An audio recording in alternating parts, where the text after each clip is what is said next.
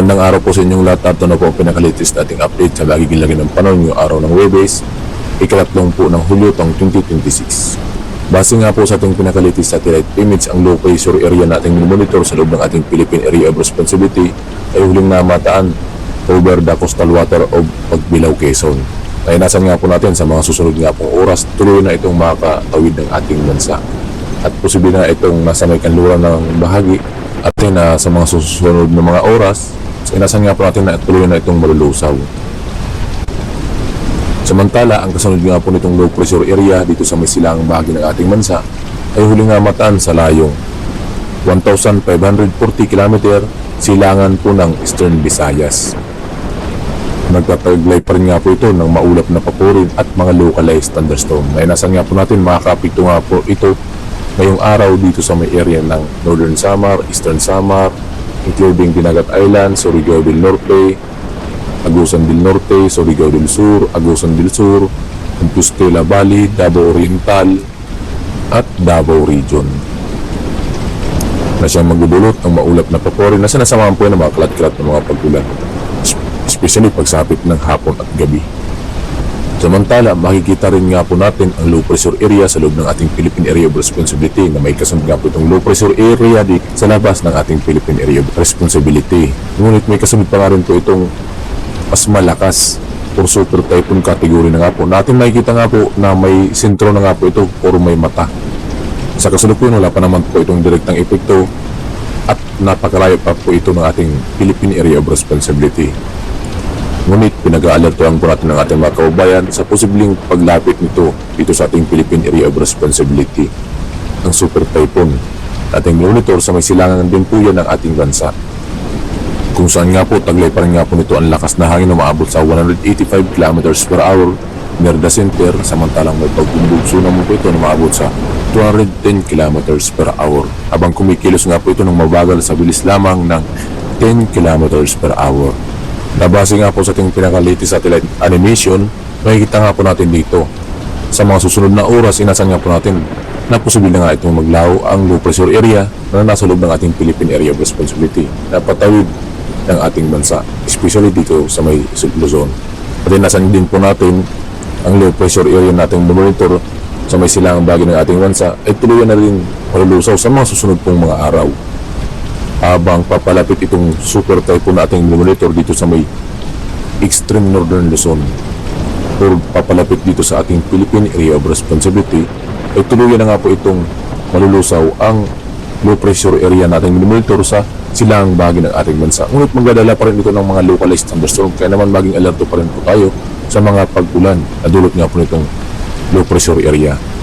At habang papalapit itong super typhoon nating monitor, papalagasin nga po nito ang hanging habagat na nagmumula naman dito sa may Timog, Mindanao at kanlurang bahagi ng ating bansa. Na siyang inaasahan nga po natin na magdudulot ng epekto or magdudulot ng mga maulap na paporin na sinasamahan po ng mga pag-ulan.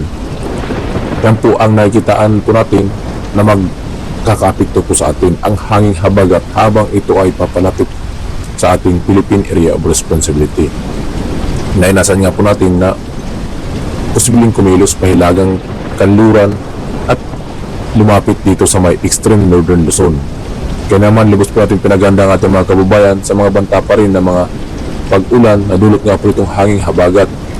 Napapalakasin nga po itong panibagong bagyo dito sa may silangang bahagi ng ating bansa na may kategory na nga po itong super typhoon category natin. Makikita nga po na makalakas nga po ang kasunod nga po nitong mga low pressure area. So may tatlo po tayong bagyo na minomonitor or low pressure area, dalawang low pressure area at isang super typhoon category. So inasahan nga po natin nakikilos itong pahilagang kanluran at inasahan na lapit dito sa ating Philippine Area of Responsibility sa extreme northern Luzon. So habang ito ay nasa may extreme northern Luzon, papalakasin nga po nito ang hanging habagat na siya nagmumula naman dito sa may Timog, Mindanao at kanlurang bahagi ng ating bansa. Isang makakadanas magdudulot ng mga pag-ulan, especially dito sa may kanlurang bahagi ng ating bansa. Sa lugar po yan ng Palawan, Occidental Mindoro, Antique, Aklan, Capiz, Iloilo, Guimaras, Negros Occidental, Negros Oriental, Tawi-Tawi, Sulu, Basilan, Zamboanga Peninsula, Autonomous Region in Muslim Mindanao, Sorsogon, including Davao Region, Batangas, Laguna, Cavite, Metro Manila, Bataan, Zambales, Tarlac, Pangasinan, La Union, Ilocos Region, Abra, Apayao. Ganon din dito sa may Babuyang Group Islands at Batanes. Habang ito ay nasa may extreme northern Luzon. Na siyang apekto lang po yan ng hanging habagat sa mga susunod pong mga araw yan. Kaya naman ngayon pa lang pinag-aalerto na po natin at pinaghahanda ang ating mga kababayan sa mga banta ng mga pag-ulan sa mga susunod pong araw. Especially dito sa may kanlurang bahagi ng ating bansa. Na inasan nga po natin na may kasunod pa nga rin po ito na malakas pa nga rin po natin makikita nga po sa pinaka-satellite outlook po yan. So magiging lagay po yan ng panahon sa mga susunod na mga araw. Ngunit itong super typhoon nating monitor, kasalukuyan na nga po itong nabuo dito sa may silangang bahagi na ng ating bansa. Ngunit malayo pa naman po itong ating bansa. Kaya naman wala pa po tayong ipagkakabala dito sa super typhoon nating monitor. Kaya naman ngayon pa lang pinag-aalerto lang po natin at pinaghahanda. At para naman sa magiging lagi ng panahon yung araw dito sa Luzon, inasan nga po natin makakaranasan nga po ng maulap na pagpurin na sinasamahan po yan ng mga katamtaman hanggang minsan malalakas na mga pagulan na ating inasahan dito sa may silangang bahagi ng Luzon. Sa lalawigan po yan ng Cagayan Valley Region, Isabela, Aurora, Quezon, inasan nga po natin ang mga pagulan. Nadulot nga po yan ng pagbabalik ng hanging easterlies o yung mainit na temperatura na nanggagaling dito sa may dagat Pacific Ocean. Na siyang nagdudulot ng malinsangang panahon o mainit na temperatura. Samantalang sa malalabing bahagi ng Luzon, especially dito sa may area ng Ilocos Region, Abra, Benguet, Apayao, Kalinga, Mountain Province, Pangasinan, Zambales, Tarlac, Pampanga, Bulacan, Cavite, Metro Manila, Batangas, nasa ang fair weather. Makakaranas ng maliwalas na panahon, ngunit sinasamahan din po yan ng maulap na papurin at mga localized thunderstorm. Kung minsan nakakaranas po tayo ng mga katamtaman hanggang sa mga malakas na mga pag-ulan, bulot nga po yan ang tumatawid na low pressure area dito sa may kanluran bahagi ng Luzon. Nainasan nga po natin sa mga susunod na mga oras, malulusaw na lang nga po ito ang low pressure area.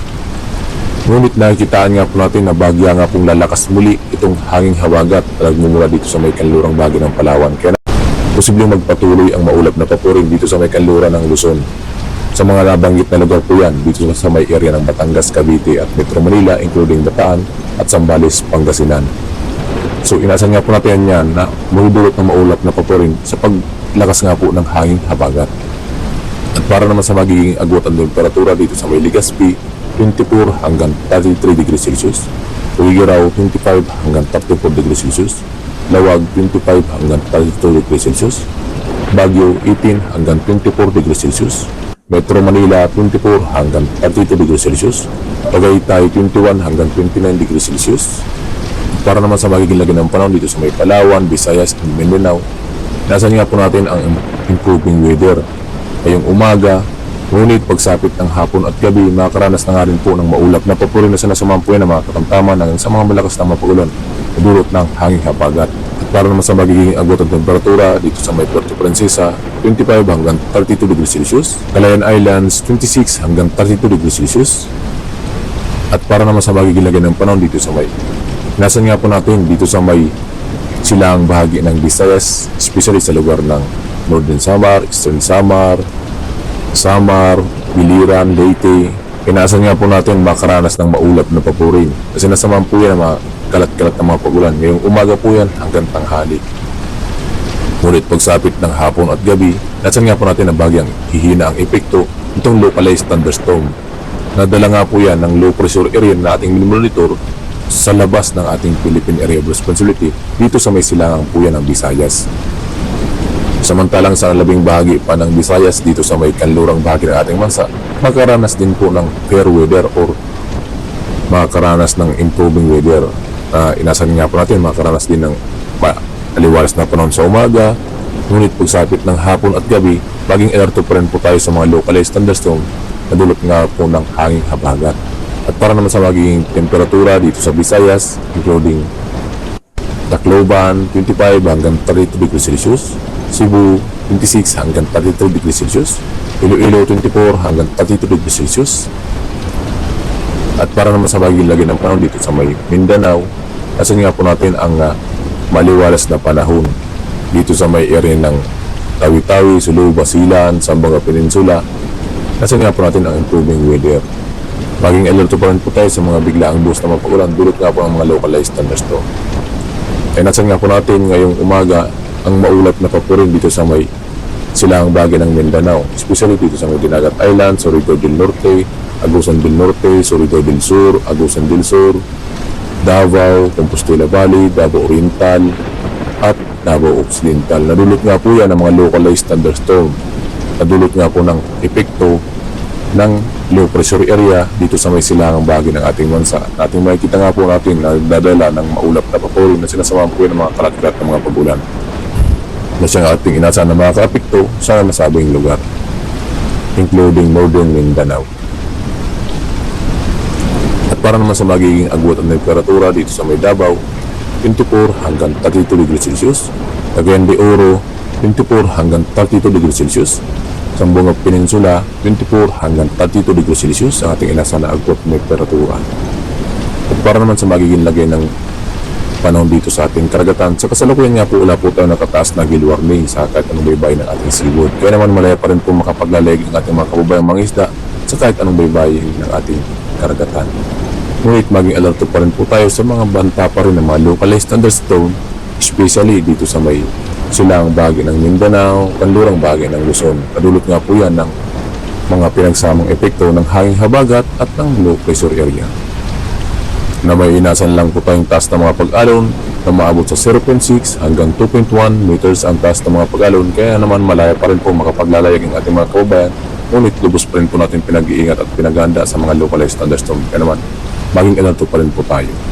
At yan nga po ang pinakalitis nating update sa magiging lagi ng panahon yung araw ng Huwebes, ika-30 ng Hulyo taong 2026. Maraming salamat sa inyong lahat. Kung sakaling bago pa lamang kayo sa aming YouTube channel, huwag click na mag-subscribe para ma-notify po kayo sa mga panibago namin ulit na aming lalabas. Ukol nga po dito sa mga masamang panahon na nabubuo dito sa ating bansa at sa magiging lagay ng ating panahon. Maraming salamat and God bless.